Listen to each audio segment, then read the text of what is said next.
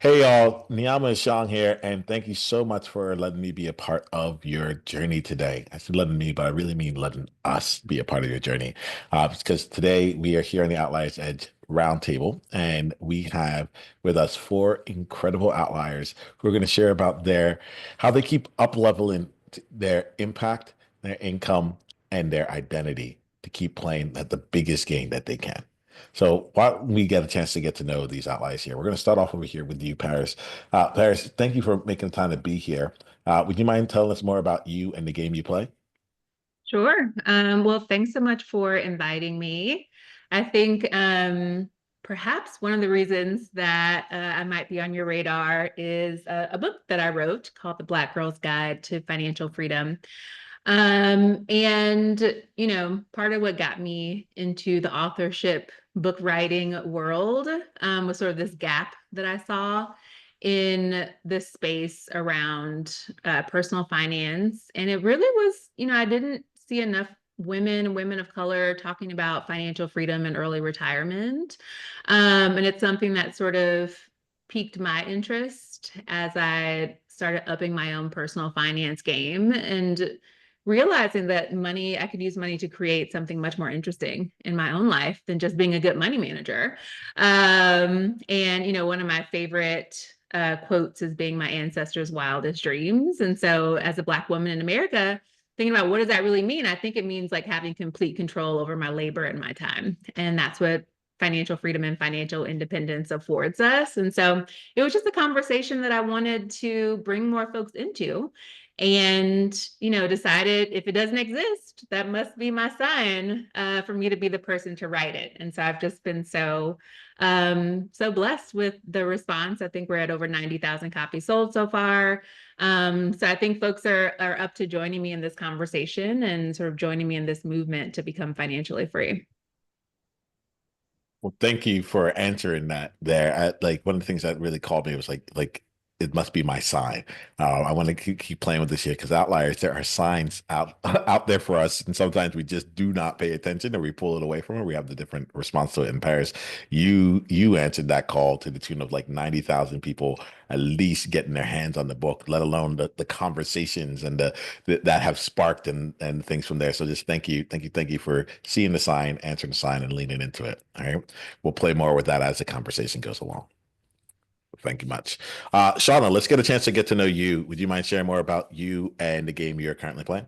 Yes, absolutely. And I just love that response to signs. That's definitely been a part of my world as well. So I'm Shauna. I'm the co-host of It Gets to Be Easy podcast with Katie, who's here with us today as well. I'm a wellness coach for women, just, really inspiring women to connect more with their inner wisdom and just being able to see that we can be who we are authentically are while still being successful and maybe getting out of some of these outdated ways or systems of doing things because we should or we have to. So that's really all we're about here on our podcast. And I'm really looking forward to this conversation because, yeah, freedom's a big part of that for us. That's how Katie and I met actually through direct sales, is, looking for that freedom piece in our time, in our income, all of those things. So it's going to be a great conversation. Oh, indeed, it will be, Shauna. I appreciate you. Thank you very much for being here. Katie, let's get to know you. Tell us more about you and the game you're playing. Thank you. Yes, I'm Katie Smith. As Shauna mentioned, we co-host the It Gets to Be Easy podcast. And, the game that we're playing here is just really empowering women. I come from the perspective of mothers and working moms where you're just really trying to prioritize your time and fill it with the most joy that you can find and really releasing a lot of the hustle that comes with being busy, working, multi-passionate women. Thank you for doing the work that you do. Let's get a chance to get me day. Let's get to know you as well. Tell us more about you and the game you're currently playing. Hi, yeah, I'm Mide, and I'm a software engineer.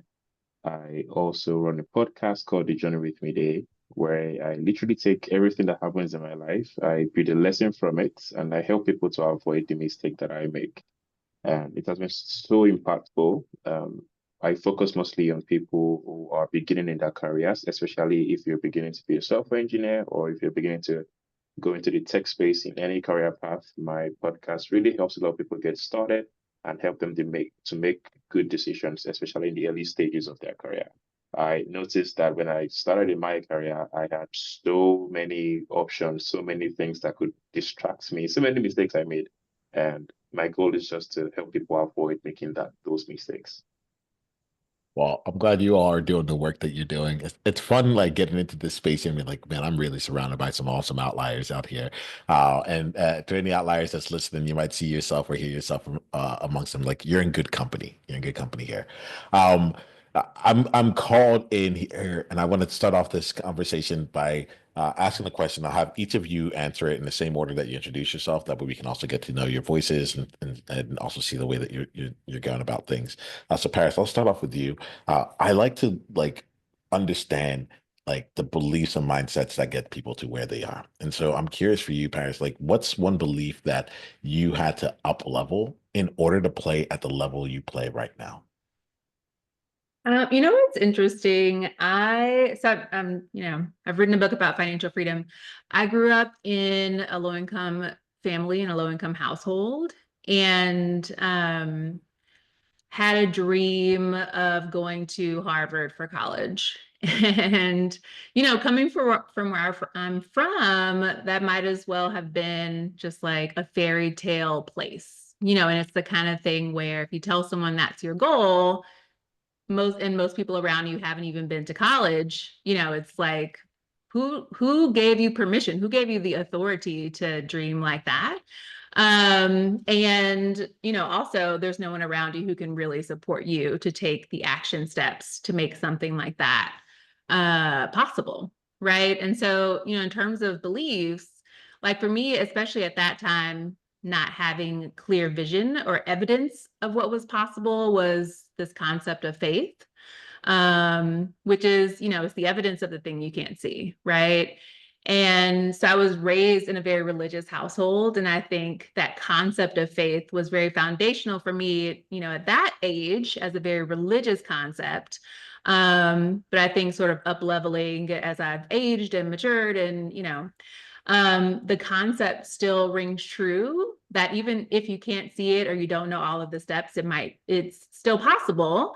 Even if it means you're the first person to do it, then you might be the one to make it possible. So that concept of faith is something that's played a really large role in my life.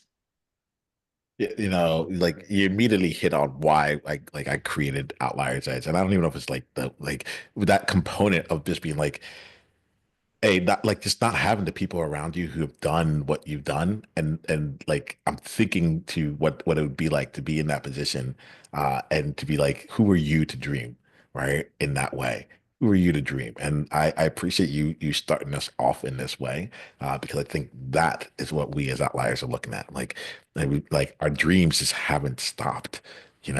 Like I don't always bring it up. I'll bring it up right now. Like my thing is like the work that is being done here, whatever this work ends up being, like I would love to win a Nobel Prize for it at some point.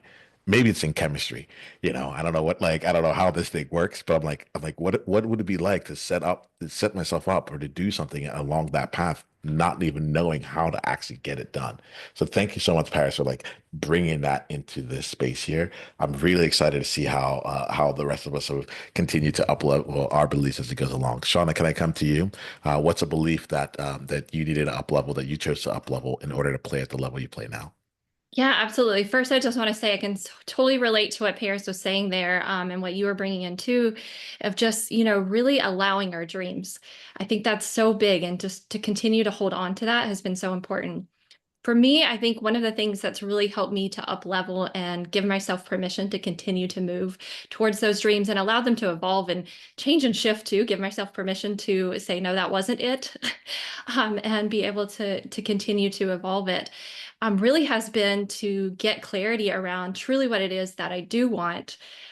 Use that foundation of, faith and trust and all of those things to be that sounding board that we continue to go back to continue moving forward. But really that clarity piece. And I think one of the biggest components of that's been most helpful for me is continuing to observe and recognize that there are limiting beliefs, that there are stories in our head, there's narratives, there's those where we came from, like you were saying, Paris, all of those things that really can hold us back. So it's been a huge part of my journey, is just continuing to go back to that, revisit those. What are those stories that continue to spin in our head, or even the shoulds, or how we think someone else is thinking we should do it, and be able to work through those has been a really important part of this journey. Thanks, Shauna. Katie, let's come to you. I want to give everyone a chance on this one, and then I'm going to toss in some things and just have us play with it. All Of right. So, Katie, let's come course. to you first. Yeah, Shauna, I love the first thing I thought of was limiting beliefs. It's something that we go back and forth on a lot. And I think one of the biggest beliefs that I've had to up level is just being worthy of protecting my time, my peace, finding that joy. And as an oldest child, achiever mindset growing up, that was one of the things that I truly had to continue to check in with and release, that you had to always be doing, you had to always be hustling. You weren't worthy of rest and joy unless you were constantly doing. And so that's I constantly am going back to, is like, does this bring me the joy that I need? Can I say no more if it's not a resounding yes? So it's definitely something that working through has been an important piece of up leveling for me. So, and then Midday, how about you? Yes, for sure. I think one of the beliefs I've continued to uphold is creating evidences. And this has been a pattern that I have observed in my career over the years. And it's what I continue to preach till today. I believe strongly that the fact that I'm here is because I have created a couple evidences that, you know, makes me worthy of being here. So I believe that for every single thing, for every single project I have a plan, or every goal I want to achieve, I create little tiny itty bitty evidences that this big project is possible. And I think it helps in every situation, because every situation I've found myself, I always have to present a couple evidences to say, okay, this is why you should be my partner on this project. This is why you should hire me. This is why you should give me this funding. This is why I deserve these grants, because look at the evidence. This is what I can do. This is what I have done with little resources. And if you give me more, I can do way better. This is what I've done by my. We lost you just for a bit there, Midday. Let's see if we were to come back in on this. Like Can I'm gonna. you hear me now? Yes, we can. You're saying like these are the resources I've had. Look at it. Look at the evidences I've had with what I've been able to create already. Do you want to continue your thought? Can anyone hear me? Yeah, okay. So we can hear you today, but I'll work with you to troubleshoot that in a bit. I love this element. I saw y'all just like all around like nods. Like sometimes there's things that people say that just gets like resonance there. And he was saying it around like where he's like he's created a little evidences and he's like, hey, here goes some of the things that I've already done. And what like look at what can we do if I had even more resources there. I'm going to put this in here. Now, this is an open question for all of you here. I'm actually really curious about what about that resonated with you, and what part of your life or what part of like the way that you create now, do you leverage something similar there? So I'll leave this open here. Does anyone want to speak to that in particular? Yeah, I'd love to jump in. I think Shauna? about that all the time, talking about like creating our own realities, right? And the sky's the limit to that, right? But those little evidences that he was talking about, it's so important for us to be able to see those in ourselves, to know that I've done this before, so that we can, like we said, get through those limiting beliefs of like, no, actually, I can do this because I have all of this proof per se, right? Or these little evidences, he named it, that we've done it before. And I think that that's kind of what's empowering us to keep moving towards what that next step is. Yeah, I definitely felt it sort of brought all of our beliefs together. I think about like how do you build either your own motivation or sort of your own belief in your abilities. And each of those little wins sort of helps either decrease the limiting belief, increase the motivation. I do some leadership coaching, and so I always encourage folks to be in action in their life. And the action is what creates the momentum, right? So even if you're scared, you got to take that first step. Even if you don't know what to do, you got to take an action. And I think it sort of builds those little evidences over time that sort of buoy you into the next level in your own life. That reminds me of when we got started together, Katie, where we were always like, what's our next do it scared? Yeah, I think when coming in from a society that's always so focused on like the future and what's next, it's so critical to look at those little milestones. And I think one of the best examples is when we're getting into ski season, I teach the kids how to ski, and I always have them stop and turn around and look at the mountain. Like, look how far you've come. Like, we're this far down. Like, look how far you've come. And it's just like that constant reminder of putting that into practice of don't forget to turn around and see where you've been. I love that. It's like, especially for those of us who are in action, the pauses matter too. It's like, wait a minute, like you've accomplished so much. Sometimes you just have to pause and look back and celebrate and like acknowledge where you've been and rest. To your point, Katie, of like, all right, what's bringing me peace now? I don't have to always be go, go, go. Like I've earned the right to rest as well. I had this conversation recently with a friend of mine, and exactly this conversation where I was sharing a couple of things that I did this year, because a couple interesting things happened for me, especially in my career this year. I set a couple goals from the beginning of the year, and then during the year it was almost looking like, oh my goodness, these goals cannot be met, and then something happened in November, and some all of those things were just met and even more. And I was sharing that experience with a friend of mine, and he was talking about how he also did a lot of things this year, but he doesn't have a sense of achievement, and he doesn't have a sense of fulfillment.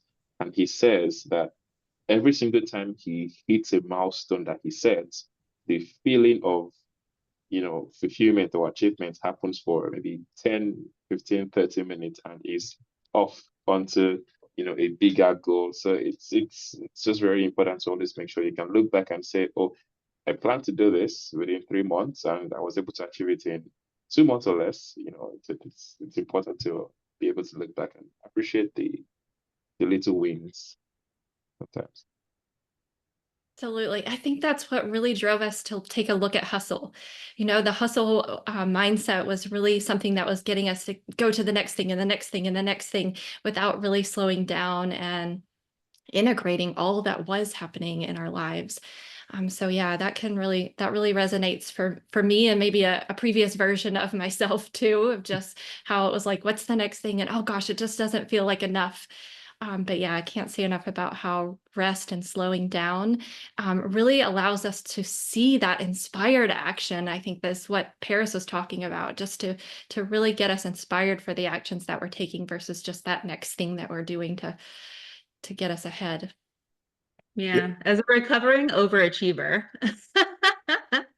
I mean, this experience resonates with me so much of like, because, after a while you achieve, you realize like that's not the thing that's going to be fulfilling and that's going to satisfy you.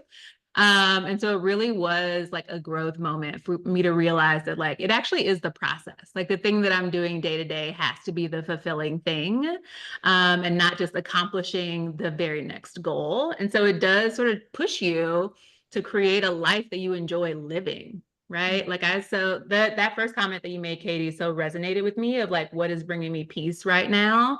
Because life is it's about the journey of your life. And so part of my sort of recovering overachieverness is sort of saying, not just focusing on what the next goal is, because of course I'm going to come up with some, but also like, what is the experience of my life? And, in this very ephemeral sort of life experience, am I enjoying it? Like, did I spend time with people that I love today? Did I, like sometimes it's just about enjoying and not about achieving. In my mind, I'm imagining some outlier that's listening. It's like, absolutely not. How could you enjoy without? Sometimes about enjoying without achieving. I love that there, right? So let's play here. I want to play in a couple different spaces, right? Y'all are bringing in some really great things about the little evidences, we took that language, like it's really fun. Where like all of a sudden we just like have like a shared language in this space. I'm like, oh, that's cool. I'm thinking about. I think I want to talk about the the challenge in it, right? And I think it's because it's like personally resonant for me right now. I'm used to like things being like I don't think I was about to like diminish something, so I'll pause myself and not do that. I'm used to things just working and working really well, you know. And I have this thing that runs in my mind that like if I'm not trying to get it, it will happen. But like one of the beliefs that I'm working through is like it's like what if I actually want something? Can I create like can I be a creator in that? Can I be a participant in the creation of that, you know? And so I'm curious for you all here, like uh, as someone who loves the joy and the time, like I literally before what we're doing right now, I was leading the World Joy movement. I'm curious about how y'all move through when the going isn't done yet. You know, you're in the middle of the project, and you're like, do I push harder? Do I stay with it? Do I slow down? Do I like? I'm very curious about your persevere and pivot moments for you, and how you choose to pace yourself through it. Yeah, even though I'll leave it at that. I'll put that into the mix here. Anyone wanna pick up that ball? I'll pick it up. I Yeah. think definitely one of the biggest things that has empowered me in those moments, like you were just talking about, is releasing the how and just continuing to hold that vibration of being a magnet for what it is that I'm creating, who I'm connecting with, all of those pieces to just come and flow through at the pace that they're going to. So yes, there's a lot of self-talk there of, making sure you're okay with that slower pace if that's what it is. But yeah, releasing that how, there's so much power behind that. I like that. Yes, The word flow like really jumped because I was just imagining this sort of like mental model I hold of trying to be like water. It's like, let me just like, how can my life be more of a flow feeling or a flow sensation? And that's different from trying to swim, like swimming against or trying to climb uphill. Like it's actually a different orientation toward life. And so I can't want something so bad that my everyday experience of life is going to um create an outcome that I don't want in the near term for some like distant goal that I have. Like I've released that and say like actually the right now has to match the experience that I want to have in the future. It's not two separate, like all there is now. If I want to experience freedom in the future, how can I create freedom in my everyday life kind of thing? I think that that's very profound, and this entire topic also resonates with me on on several levels.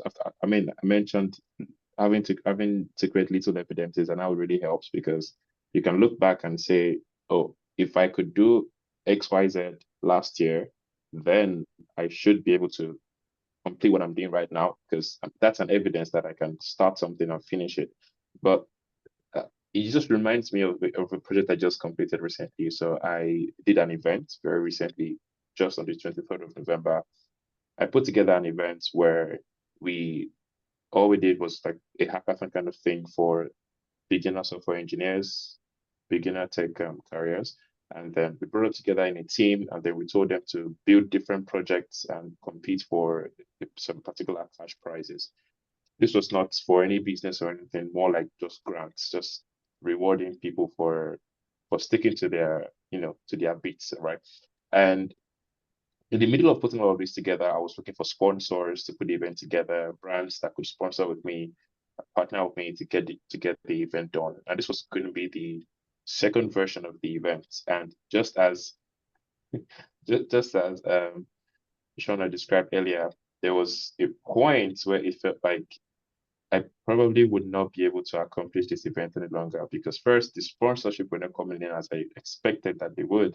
And then I did not believe that I could fund it myself. The bills were climbing. If anybody here has put together an event, you have an idea what putting together an event can look like. The bills were climbing. We had cash prizes to give out. We had so many things to put together, and it was just looking completely impossible. And I felt I am going to announce that we cannot do this event, and it was going to look so bad.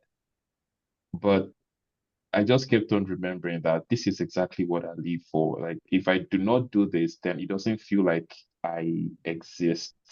if you get what I mean. Like there's literally no point doing any other thing if I do not do this. And I just figured I'm going to put my all into this and I'm going to make it happen no matter what. And that was how the event happened. Like I if I wasn't doing that event, then I wasn't anybody. Like I'm going to teach you guys a little bit of a traditional language here.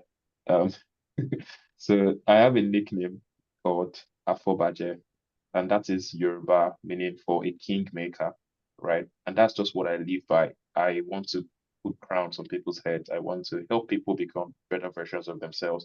So if I do not do those kind of events, if I do not do that event, then I'm literally not the kingmaker that I call myself. So I do have to do it. Like I have no other choice. So to me, it's more or less like you need to make sure that whatever it is you're doing is who you are. Because then if you don't do it, then it means you're not that person. So are you really the person who you say you are? If you're a writer or you're an author, if you don't see yourself as an author, you're going to start a book and you're not going to finish it. Right. So I just feel like just be that person already. So you don't have to have done it to be the person. Even if you're learning to become a doctor, you should not call yourself or you should not see yourself as someone who is just learning to become a doctor. I am a doctor. So if you don't eventually fulfill the goal of becoming a doctor, then it means you're not who you say you are, right? So that was just it for me. I personalized the outcome I expected even before I saw the outcome. I am already a kingmaker. And if this event is what makes me a kingmaker, or what confirms that I'm a kingmaker, then I'm going to do the event. Yeah, and if I could piggyback off of that, I literally wrote this down before you even started talking today, was be the version of yourself who already has that which you desire. And that is something that I'm constantly thinking about. And so oftentimes, like in prayer or just in going about my day, I'll be like, just show me the next right step. Like, what is it that's going to get me there? And just acting like that version who already has it is a huge part of it. Hmm. I know we started this line of questioning talking about obstacles, and Mide, your example reminded me of a layoff that I went through. And you guys already know I'm like super overachiever. So imagine like losing your job. Like, what, who, me? What is this? What are you talking about? And one of my core values is freedom. And I had to sort of lean into, actually, this is freedom. Like, I don't have a job. I'm going to travel. I'm going to write a book. I'm going to do, you know what I mean? And so sometimes the obstacle is actually sort of pointing you into the opportunity to live into either your values or sort of what it is you think you want in the future. Like, how can you start to embody it in the present? Absolutely. I know Katie and I can relate to that so much. Our podcast actually was springboard from the two of us actually had injuries and very parallel time together. And it really forced us to take a look at a lot of things and really go inward and really trust and be able to build off of something we weren't used to. So yeah, definitely that contrast, as we call it on the podcast a lot, are those challenges that come up. We really can do a lot with those if we allow ourselves to observe them. Mm-hmm. So I have one more question for you. 'Cause y'all are playing here, and I appreciate it. I can tell when I'm really having fun when I'm like, all right, so here goes something that I'm dealing with, and I trust y'all to just like what like how y'all navigating this, because this is what it feels like on my end, right? Um, when you're bringing up the Kingmaker and putting crowns on people's head, like there's something that came for me, which was you were creating yourself, but then you're also like you talked earlier about creating evidences. And I think that there's something in that, like the word creating, that I want to make sure we don't lose, right? Because this is to me is an example of creating evidences. It's not like having evidence, right? And Outliers, like here the distinction here, right? A lot like because I think all of y'all are playing this game so well that like it's just coming with it. Like obviously we're gonna make it happen, we're gonna like bring that evidence like to fruition.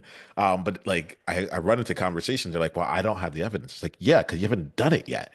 Go do it and then come back, be in that space and see what it's like and be like, oh, I can get through anything. Why? Because this event was about to fail and I decided no. And then it didn't, or it did, or whatever it is, right? But you have those evidences there. And so I want to just like I want to speak to some of the things that you're creating evidence for now. right? The way that's coming from me is like, um, I'll talk to people. One of my guiding principles with content now is like, go do really awesome stuff and then come and talk about it. Like like for years I would talk about what it could be, you know. But like now I'm like let's go do some awesome stuff and do it, you know. But then it puts you into that position where it just may not work out. So I'm curious if y'all wouldn't mind sharing here. What's something that you have going on in your world right now that you feel to be really awesome, but at the same time it's putting you on your edge. You're stepping out of your comfort zone into it again, even if you're comfortable with being uncomfortable. I would really be curious about what's something right now that feels really epic to you, that isn't complete yet. Because that's where a lot of us are. We're like, can we like, what is it like to take on that new thing, and then be able to talk about it later on as one of our evidences. We'll go around this fairly quickly here because I want to give about 10 minutes. I want to give us a time to wrap up smoothly. But is there anyone that's feeling called to bring something into the space? The first thing that came to mind, so I will tell you, I mentioned sort of growing up in poverty. One of my first goals, I observed that a lot of single mothers around me. And so I was like, stay away from boys, no sex, no, school is the answer. And, I'm 40 years old now and have achieved every single goal I've ever set out for myself. And sort of came to this realization, and maybe it's like back to up leveling beliefs. They're like, actually a relationship might be nice. And so actually wound up getting married this past June. And so I'm really leaning into, first of all, a new set of goals and metrics in my life that's outside of money and outside of work, right? This is like a very different thing that I'm practicing and working on, but like allowing myself to lean into what is it like to build a relationship? What is it like to be a really good partner? And sort of this very interpersonal body of work setting out on in this second half of my life here. And often that fuels your success in the other places of your life. It's like if you allow yourself to be in that. And I I love that because I feel like there's this piece where the go and the doing. And like I said, it's like you can be the version of yourself who is already living that life and by doing the things. And so, whether it's like you have this dream vacation home or not, like that's Andy, something that we want. can you make it real for us? Yeah, I want to know Yeah, I know what's in it's your gonna bringing. get there. Yeah. Yeah. So we love North Idaho, and I already mentioned we love skiing, and it's a year-round location, and it's like we want to be there. So what have we done? Like we vacation there, we go camping there. Like we constantly put ourselves in this space so like we met a realtor at a coffee shop. And then I was like, oh, so then he showed us some houses, and then we start to be like, oh, we don't want to be there, but we want to be here. And so you're just putting yourself out there constantly. So that's just a good example from our life. Amazing. I think I'll talk about my career a bit, just to hopefully a couple engineers, especially if you're starting out in your software engineering career, this might just help. So I had a goal.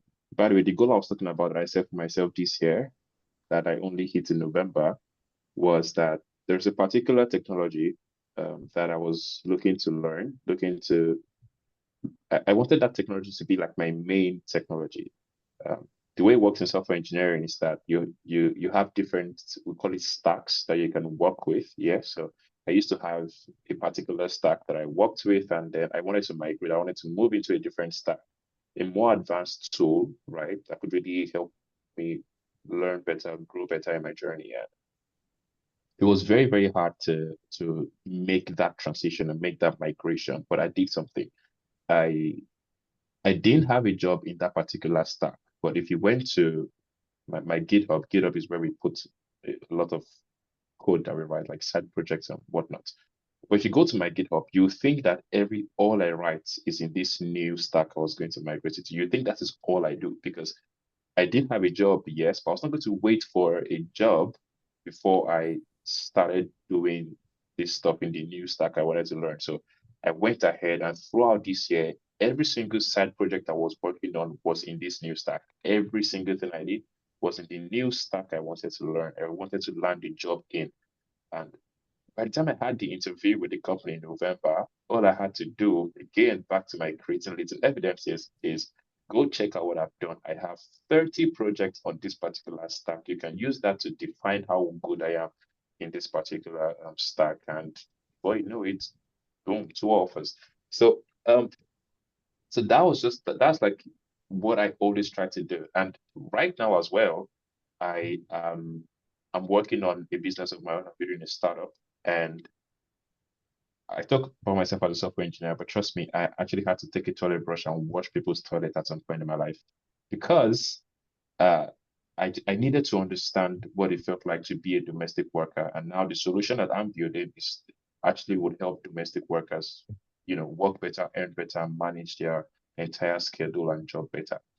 Again, if I did not go through that experience of being a domestic worker, I may not have been able to get to the point right now where I'm trying to build the solution to help domestic workers. So, point is just there's always something that you can do that takes you closer to a very, very big vision. Or sometimes you don't even know what this big vision is going to be, or you don't even know you're going to have a big vision, but you just realize that, oh, I can do this thing and I can automate it, or I can partner with somebody else to make it bigger, or you know, you just never know. So I tell people just start doing anything it is you can do. And just to wrap up, so many people who are trying to start a new career or go into a particular career path, they think that the only thing they can do is this particular career path that they want to get into.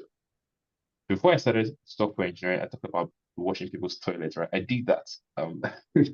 At some point in my life, I was a copywriter, right? I did all of that. I was making changes, right? I was making a little money here and there before I could actually, you know, fund myself through learning software engineering and then being able to eventually land a job. So it doesn't even have to be that exact career path. That doesn't have to be the evidence you're creating. It could be anything, anything that can put food on your table, anything that can make you earn some money, anything that can just keep you going until you hit the point where you can comfortably work or operate in the place you actually see yourself.